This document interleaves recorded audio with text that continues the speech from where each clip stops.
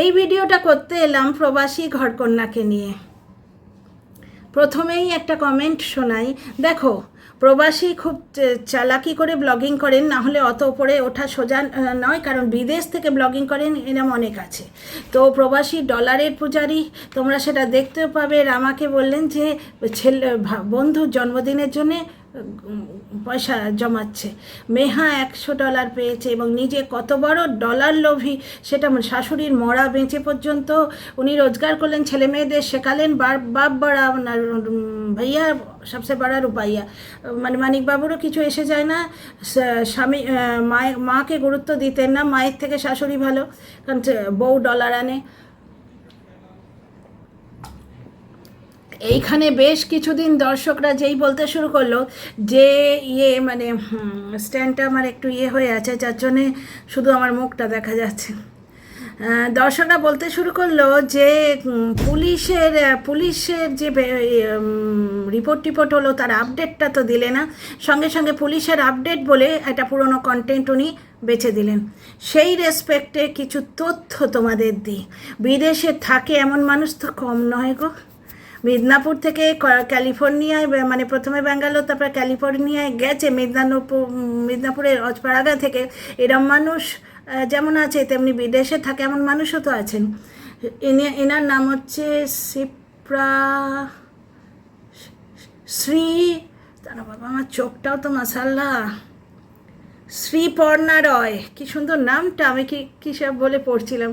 শ্রীপর্ণা রয় 5575 madam আমাকে কমেন্টটা করেছিলেন, কিন্তু অন্য এদিকে তোমার নাঙ্গা নাচ শুরু হয়ে গেছে ওয়াইটিতে, সবকটা সমান।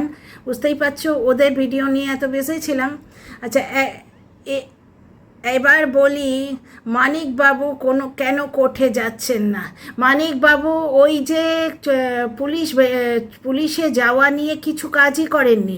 চুরিটা আদৌ হয়েছে সেটার প্রমাণ রাখার জন্যে উনি ওই তছনছ ঘর রেখে দিয়েছেন। স্ত্রী ওইটা দেখিয়ে, প্রবাসী ওটা দেখিয়ে ডলার কমাবে, ওটা ব্লগের কন্টেন্ট ছিল। উনি পুলিশে যাননি বা কিচ্ছু করেননি। দর্শকরা বারবার জিজ্ঞেস করছে, এদিকে ইনি অতি নাটকীয় প্রবাসী, যা করে ঠিক তার উল্টোটা বলে। এই অতি নাটকীয়তার থেকেই তো উনি সমালোচনার মুখোমুখি হয়েছে, বুঝতে পারছো? এইখানে একটা দেখো। এবার বলি, মানিকবাবু মানে শ্রীপর্ণা, কি সুন্দর নামটা, আমি প্রথমে পড়তে চশমাটা পাওয়ার প্রচণ্ড বেড়েছে। শ্রীপর্ণা ম্যাডাম বলছেন, মানিকবাবু কেন কোর্টে যাচ্ছেন না? উনি যেখানে থাকেন সেটা একটা গ্রাম। সত্যি এই যে চাটাগুলো বা পিআর পাবলিক, তারা আবার মরেছে। ওরে বাবারে, ক্যালিফোর্নিয়া চোরকে প্রণাম করা উচিত। ওরে বাবারে ক্যালিফোর্নিয়া, ওরে বাবারে, কি আদেখলা! বাঙালিরা এত আদেখলা হয়, আমার মানে প্রবাসীর কিছু দর্শককে না দেখলে জানা ছিল না। উনি যেখানে থাকেন সেটা একটা গ্রাম, ওখানে মেক্সিকান ফার্মাররা থাকে। নেক্সট ডে স্টকটন, STOCKTON, মাফ করবেন, আমি তো ওই অঞ্চলের শহরগুলোর নাম জানি না, আমি ঠিকঠাক পড়লাম কি না, তবে বানানটা অনুযায়ী যে প্রোনাউন্সিয়েশন হয় স্টকটন, ব্র্যাকেটে উনি মেনশন করেছেন ভাড়াটিয়ে স্টকটনের বাসিন্দা। আচ্ছা, প্রবাসী বলেছেন এটা। সেটা হলো ক্যালিফোর্নিয়ার টপ 2 ডেঞ্জারাস সিটি। মেক্সিকোরও কিন্তু বাবা এইভাবে বলতে নেই এখানে। তোমরা মার্ভেল ডিসির যারা দেখো তারা জানো মেক্সিকোর গুণকীর্তি। তো যাই হোক, স্টকটন হচ্ছে ক্যালিফোর্নিয়ার top 2 dangerous city in terms of crime. তাই মানিকবাবু কিছু করতে ভয় পাচ্ছেন, কারণ বেশি কিছু করলে বাড়িতে এসে ওনাকে শেষ করে দিয়ে যেতে পারে, এরকম ম্যাডাম লিখছেন। ইনি হয়তো ওই অঞ্চলে থাকেন বা জানেন। জাস্ট লাইক ইন্ডিয়া, ক্যালিফোর্নিয়াতেও জায়গা বিশেষে বাড়ির দাম হয়, সে তো হয় ভাই। দিল্লিতে তুমি ওখলায় আমাদের মতনই 2 বেডরুম সেট 35,000। আমার হাজব্যান্ড যেখানে জব করেন সেখানে ওনারা তো অফিসের মানে গেস্ট হাউস পেয়েছেন, কিন্তু সেটা তো ভাড়া দেয়ার, তো বুঝতে পারছো, অফিস থেকে দেয়। সেখানে 4 বেডরুমের সেট 40 থেকে 45,000 টাকা বাড়ি ভাড়া, বুঝতে পারছো? 4 বেডরুম, মানে সেখানে কিচেন ডাইনিং তো আছে, প্লাস অ্যাটাচ বাথ। তো এইখানে দেখো, ইন্ডিয়ার মতো ক্যালিফোর্নিয়াতেও জায়গা বেসিসে মানে বাড়ি ভাড়ার দাম হয়, ওনার বাড়ির দাম সস্তা, কারণ ওটা একটা থার্ড ক্লাস এরিয়া যেখানে কিছু ইন্ডিয়া কম পয়সা দিয়ে বাড়ি করেছে, এটাই ঘটনা। এবং ভিডিওর রিকোয়েস্ট কিন্তু রইল, ডেফিনেটলি করব ম্যাডাম। আপনি আমাকে এত তথ্য দিলেন, আপনার মূল্যবান টাইম নষ্ট করে আপনি আমাকে এত তথ্য দিয়েছেন, কিন্তু আমি তখনই আপনাকে জবাবে বলেছিলাম, দাঁড়ান আমার জবাবটা পড়ে দিই। হাত জোড়ো করে আপনাকে থ্যাঙ্কস জানিয়েছি। নিশ্চয়ই বন্ধু, কত কিছু জানতে পারলাম আমার কমেন্ট থেকে, থ্যাংক ইউ। আমার 2 দিন দেরি হয়ে গেল, এই কমেন্টটা এসছে 3 দিন আগে। আজকে দেখলে বন্ধু এসছে, বন্ধুর মা এসছে, কিন্তু স্বামীর মাটিকে তো কোনো দিন দেখিনি। আপনার স্বামী, আপনার নিশ্চয়ই জোর আছে, কিন্তু যার গর্ভ থেকে সন্তানটি বেরিয়েছে তার কোনো জোর নেই, তার কোনো রকম অধিকার নেই। আপনারও তো একটি সন্তান আছে। আপনি যা কাণ্ড এবং যে অসভ্যতা, আপনার মা আপনার শাশুড়ি মারা যেতে এত আনন্দিত হয়েছে, কাব্যচর্চা করেছে, আপনি যে অসভ্যতাটা আপনার শাশুড়িকে নিয়ে করলেন এবং অতি নাটকীয়তা করে গেলেন যে শাশুড়ির ঘাম কত প্রিয়, আকাশে বাতাসে আর মা নেই। যেই হালি শহরটি পেরোলো তখন নাচতে শুরু করলো আনন্দে, ভাইয়ের বউ, ভাই, বাপের বাড়ির লোকজন। শাশুড়ির শোক তখন উঠে গেল। আর মানিকবাবুর কান্না একবার দেখেছিলাম বটে, কিন্তু মায়ের মরা বিক্রি করতে উনিও পিছপা হননি। তাহলে বুঝতে পারছো ব্যাপারটা, ওনারা যেখানে থাকে সেটা একটা অত্যন্ত ডেঞ্জারাস সিটি, বুঝতে পারছো। আবার পরে শোনাই, আচ্ছা, কারণ উনি মেনশন করেছেন, হ্যাঁ চাটারা কিন্তু এক্ষুনি অ্যাটাক করতে আসবে না, শিপর্ণা দেবীর কথাটা শুনুন ভালো করে। উনি মেনশন করেছেন যে ভাড়াটিয়া স্টকটনের বাসিন্দা, সেটা হলো ক্যালিফোর্নিয়ার top 2 dangerous city in terms of crime, বুঝতে পারছো। তাই মানিকবাবু কিছু করার ভয় পাচ্ছেন, কারণ বেশি কিছু হলে বাড়িতে এসে উনি যা লিখছেন, শেষ করে বাকিটা আমি পড়লাম না, কমেন্টে আছে, বাকিটা পড়লাম না। উনি যা সাংঘাতিক ভয়টা দেখালেন এখানে, কথাটা হচ্ছে শেষ করে দিয়ে যাবে এরকম একটা ওই শহরের গুণকীর্তন উনি করছেন, অন্য কিন্তু কিছু না। তো যাই হোক, জাস্ট লাইক ইন্ডিয়া, ক্যালিফোর্নিয়াতেও জায়গা বেশিসে বাড়ির দাম হবে, ওনার বাড়ির দাম সস্তা, কারণ ওটা একটা থার্ড ক্লাস এরিয়া যেখানে কিছু ইন্ডিয়ান কম পয়সা দিয়ে বাড়ি করেছে। ভিডিও করার রিকোয়েস্ট কিন্তু রইল। থ্যাংক ইউ শিপর্ণা ম্যাডাম, আপনাকে অনেক ধন্যবাদ। এত কিছু তো সত্যিই জানতাম না, ক্যালিফোর্নিয়া সম্বন্ধে এত কিছু তো জানতাম না। তো যাই হোক, আপনি আপনার মূল্যবান সময় নেট খরচ করে কমেন্ট লিখেছেন, আমি 3 দিন পিছিয়ে গেলাম। বন্ধুর বাড়ির বন্ধু আসছে, বন্ধুর মা আসছে, স্বামীর মাটি চান্স পায়নি। শুধু তাই নয়, ওখানে গিয়ে স্বামী যদি মায়ের আঁচলের তলায় 2 দিন থাকে, প্রবাসী সহ্য করতে পারে? প্রবাসীর মা বলছে তাকে তুলে নিয়ে আমাদের এত ভালোবাসতো যে এখানে এলে পুরো 1 মাসই আমাদের বাড়িতে থাকতো। যে মানুষ নিজের মাকে ভালোবাসে না, সে পরের মাকে কি ভালোবাসবে? নিজের মেয়ে আজকে শ্বশুর বাড়ি যাচ্ছে, মানে নিজের বাড়ি যাচ্ছে ক্যালিফোর্নিয়া, 2 বছর পরে সে নাচতে নাচতে আবার আসবে, কারণ ইন্ডিয়ায় এলে তার ভাড়া 3 গুণ তো রোজগার হবে। এই দেখো না, এখানে শাশুড়ির মরা বেচে 4 লাখ 3 লাখের ওপর তো মিনিমাম 4 লাখ ভিউ হতো। আর ওনার কথা বলার টোন নকল করে, ওনার ভাইয়ের বউয়ের ভিডিওতে কিচ্ছু নেই, শুধু ওই জানেন তো ওইটার জন্যে, মানে কোনো অরিজিনালিটি নেই, পুরো তোমার প্রবাসীর কার্বন কপি করে ভয়েস ওভার দিয়ে সে 2 লাখ 3 লাখের ভিউ কামিয়ে নিয়ে চলে যাচ্ছে। ক্যালিফোর্নিয়া ফেরত যেতেই ভিউ কিন্তু 1 লাখের নিচে নেমে গেছে, কোনোটা 1 লাখ, কোনোটা 1 লাখের নিচে নেমে গেছে। বাসি সবজি, মানে টাটকা সবজি পাওয়া যায় না। বীজ নিয়ে কন্ট্রোভার্সি দেওয়ার চেষ্টা করলেন যে বীজ, কেউ নাকি বলেছে আপনারা বীজ নিয়ে যান, ওখানে ভালো সবজি পাচ্ছেন না, বীজ নিয়ে যান, কিন্তু বিদেশে বীজ নিয়ে যাওয়া বারণ। আজকে দেখলাম বন্ধুর মা এসছে, বন্ধু এসছে, হ্যাঁ গো, স্বামীর মাটি কেন আসলো না?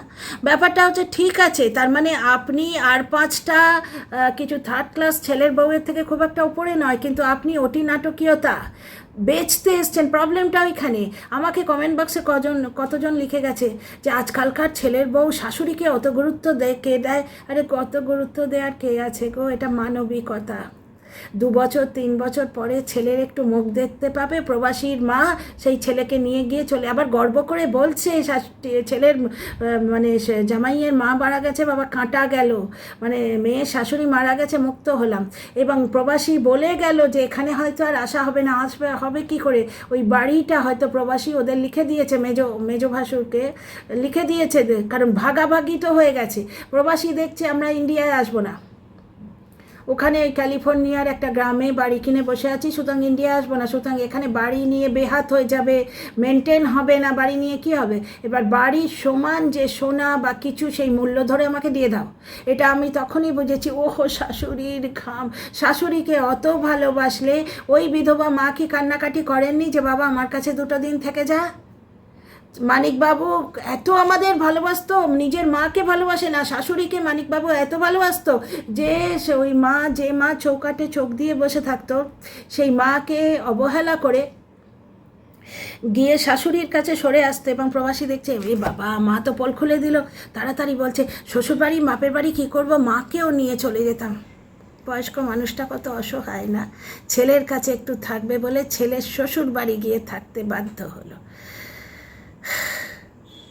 রামা এগুলোই শিখবে, ঠিক শিখবে। জৈসি করনি তৈসি ভরনি একটা কথা আছে।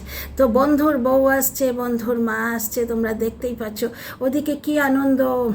রামা ভাঁড়ে পয়সা জমাচ্ছে, তোর বন্ধুর বার্থডে, আমি কেন পয়সা দেবো, ওটা ওর হার্ড আর্ন মানি। উনি হয়তো মজা করছেন, কিন্তু আমরা ওর ভেতর থেকে মানে মেন্টালিটিটা ধরে ফেলছি। উনি মজা করেই বলছেন, একটা ছোট বাচ্চা, তার সব কিছুই তো তার মাই দেবে। উনি মজা করেই বলছেন তোর বন্ধুর বার্থডে, আমি কেন পয়সা দেবো। পিগি ব্যাংকে পয়সা জমিয়েছে, আমার সেটা খরচা করতে চায় না, কারণ ওটা ওর হার্ড আর্ন মানি। সে থরি আর্নিং করছে বাচ্চা ছেলে, ওটা কথার কথা, ওটা কায়দা করে মেহে গলায়। ভাই তুমি যদি একটুখানি সুর করে মার্জিতভাবে গালি দাও, আর কেউ কর্কশভাবে জুতো স্টাইলে গালি দিল, গালি তো ভাই গালিই হয়। শাশুড়িকে মোটে পছন্দ করে না এবং সহ্য করতে পারে না, এটা বোঝা যায়। অথচ শাশুড়ির প্রেমে আত্মহারা, এইটাই দেখিয়েছে না। স্বামীর ভাইদের, 2 ভাসুরকে এবং স্বামীকে শাশুড়ির অন্ত্যেষ্টিটা কাজটা পর্যন্ত ভালো করে করতে দেয়নি। হাসি লুকিয়েছে, ক্যামেরায় ধরা পড়েছে, ক্যামেরা করেছে, সারা রাত জেগে ভয়েস ওভার করেছে, এডিট করেছে। এটা নাকি স্মৃতি রাখা, স্মৃতি রাখতে গেলে আনলিস্টেড করে রাখতো, ভয়েস ওভারটা তো করতে হতো না। ও শ্রাদ্ধ করবে না, ওর শাশুড়ির প্রতি এত গ্রাজ, ও শ্রাদ্ধ করবে না। একা থেকে থেকে অভ্যেস তো, শাশুড়ি নামক পদার্থটাকে সহ্য করতে পারছে না। অথচ বিক্রি করতে কি এলো, সে গয়নার প্রতি আমার কোনো লোভ নেই, শাশুড়ির ঘাম, ওই শাশুড়ির ঘাম লেগে জিনিসটা নষ্ট হয়ে যাবে। সঙ্গে সঙ্গে ইজি দিয়ে অলরেডি ধুয়েছে, তারপর পালিশ করতে দিয়ে দিয়েছে। এইটা হচ্ছে ব্যাকগ্রাউন্ডের কথা। আচ্ছা দর্শকদের কি বললো, তোমাদের সঙ্গে সুখ দুঃখ সবটা শেয়ার করি। তাহলে এই যে পুলিশের ব্যাপারে কি হলো, আপডেট দিলেন না তো, আপডেট দিলেন না। যেই 3টে ভিডিও এলো সঙ্গে সঙ্গে পুলিশের ব্যাপারটা তোমাদের বলা হয়নি বলে এটা পুরনো কন্টেন্ট, স্মৃতি করে পুরনো কন্টেন্ট বেছে দিলেন। কারণ এখন ইউটিউব আর কোনো মানে স্ট্রিক্ট অ্যাকশান নেয় না, এখন রিইউজ অফ কন্টেন্ট অ্যালাউড হয়ে গেছে।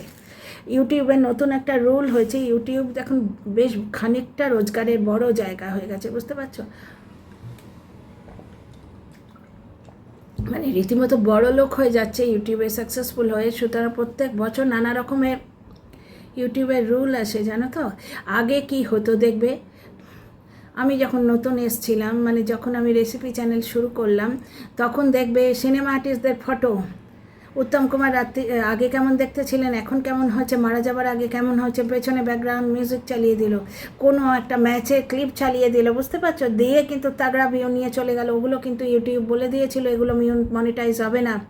ভিডিও এমনভাবে করতে হবে যাতে তোমার কন্ট্রিবিউশন কিছু থাকে, ভয়েস ওভার দিতে হবে বা ফেস দেখাতে হবে।